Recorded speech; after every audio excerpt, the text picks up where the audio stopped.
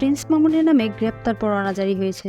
Prince Mamun ও লায়লা তারা একটা না একটা বিষয় নিয়ে তো আলোচনায় থাকেই সব সময়, আর তাদের সম্পর্ক কিছুদিন পর পর এই ভেঙে যাচ্ছে, এই তারা মিলে যাচ্ছে। কিছুদিন আগে মামুন ও লায়লা একজন আরেকজনের সাথে আর থাকবে না বলে আলাদা হয়ে যায়। আর এই তো 2-1 দিন আগে মামুনের সেলুন উদ্বোধনের সময় তার সাথে কিন্তু লায়লাকেও সেখানে দেখা গেছে। তারা আবারও এক হয়ে তাদের এই ব্যবসা প্রতিষ্ঠান উদ্বোধন করে।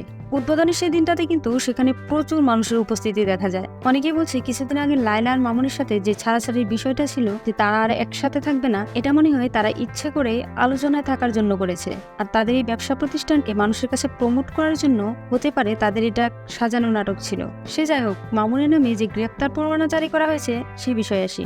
আর মামুন কিন্তু নিজেও স্বীকার করেছে যে তার নামে সত্যি সত্যি গ্রেপ্তারি পরোয়ানা জারি হয়েছে।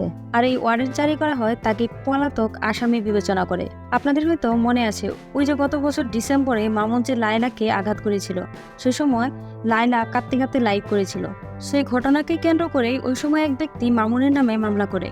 আর তাদের সম্পর্ক আবারও ঠিকঠাক হয়ে যাওয়ার পর ওই ব্যক্তি বলেছিল সে মামলা তুলে নেবে।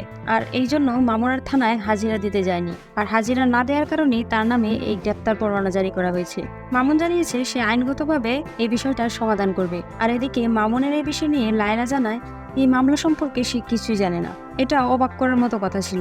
এখন দেখা যাক মামুন এই বিষয়ে কি সমাধান নিয়ে আসে।